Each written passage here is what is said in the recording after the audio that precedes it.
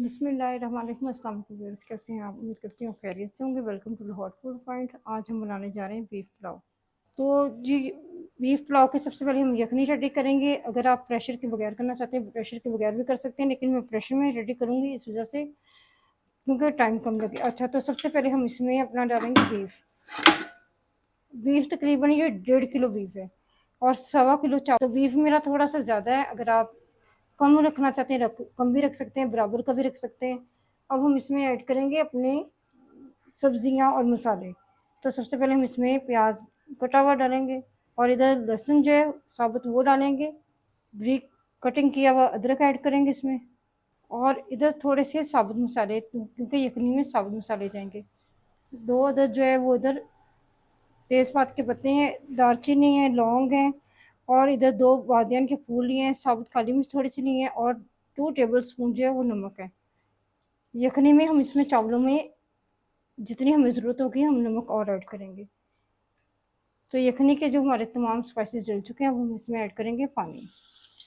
पानी तकरीबन मैं 3 गिलास ऐड करेंगे और इसको अच्छी तरह से मिक्स कर लेंगे। अब हम इसको तकरीबन 18 से 20 मिनट का वेट लगा लेंगे ताकि हमारा जो गोश्त है वो अच्छी तरह से गल जाए। अच्छा, तो हमारा तकरीबन ये 20 मिनट में गोश्त गला है।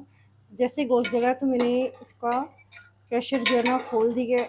अब हम यखनी को एक साइड पे करेंगे और अपनी जो दूसरा पतीला है जिसमें हमें चावलों को पकाना है वो आगे लेके आएंगे। अच्छा, तो पतीली हम आगे वो ले आए जिसमें हमने चावल अपने रेडी करने हैं। तो इसमें मैंने जो घी है हमने ज़रूरत के मुताबिक घी इसमें ऐड किया है, क्योंकि यखनी में भी घी था इसलिए हम बहुत ज़्यादा घी इसमें नहीं डालेंगे। और जैसे ये गर्म होगा तो हम इसमें प्याज अपना ऐड करेंगे। 4 अदद जो है मैंने प्याज लिए हैं, बड़े साइज़ के प्याज थे जिनको बड़ी कटिंग कर लिया, क्योंकि यखनी के अंदर भी प्याज गया तो हम बहुत ज़्यादा इसमें प्याज और नहीं डालेंगे। प्याज ऐड करेंगे और प्याज को बहुत खूबसूरत सा गोल्डन ब्राउन कलर जो है ना वो इतना फ्राई करेंगे कि इसका कलर जो गोल्डन ब्राउन हो जाए।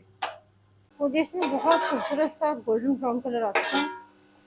अगर आप इसे थोड़ा तेज़ करना चाहें या लाइट करना चाहें तो आप लाइट या थोड़ा सा डार्क कलर भी कर सकते हैं। अब हम इसमें अपना जो है गोश्त गला हुआ वो डालेंगे इसमें, यखनी में से निकालेंगे गोश्त। तो आपने कोई सा भी स्ट्रेनर लेके या किसी चीज़ में पहले सेपरेट कर लेना गोश्त और उसको इस तरह से इसमें ऐड करेंगे बढ़िया से आपको। अब हम इसमें ऐड करेंगे हरी मिर्ची कटी हुई, कटिंग की हुई 3 से 4 हरी मिर्ची हैं वो ऐड करेंगे और अब हम गोश्त को अच्छी तरह से फ्राई कर लेंगे।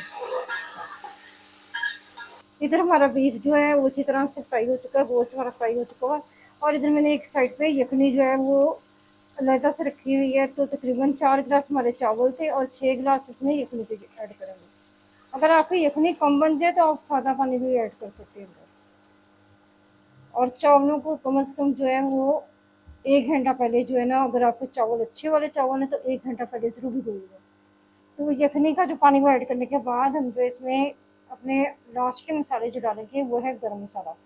वो इसमें तकरीबन 2 से थोड़ा सा ऊपर जो है तकरीबन टेबल स्पून जो है गरम मसाला जाएगा और इधर 2 टी स्पून जो है इसमें ज़ीरा जाएगा।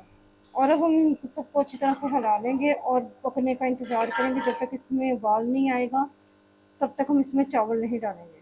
अच्छा, तब हम इसका एक कवर साइड पे करेंगे और पानी को अच्छी तरह से जो है उबाल आ रहा है। अब हम इसमें चावल ऐड करेंगे। चावलों का पानी अच्छी तरह से हमने निचोड़ लिया है और हम चावल इसमें ऐड करेंगे।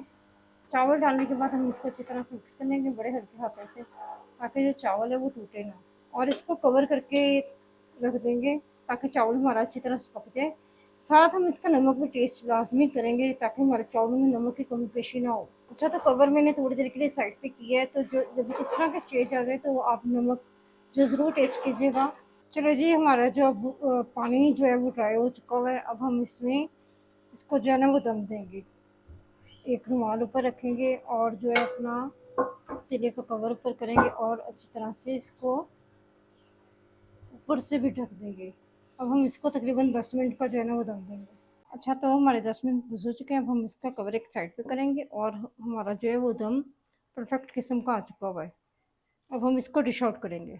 तो जी हमने बीफ पुलाव जो है अपना वो डिश आउट कर दिया है, तो थोड़ा-सा लेमन जो है वो काट के ऊपर लगा लगा दिए हैं ताकि जो खूबसूरती है अगर आप किसी के आगे सर्व करें तो उसकी खूबसूरती बढ़ जाए।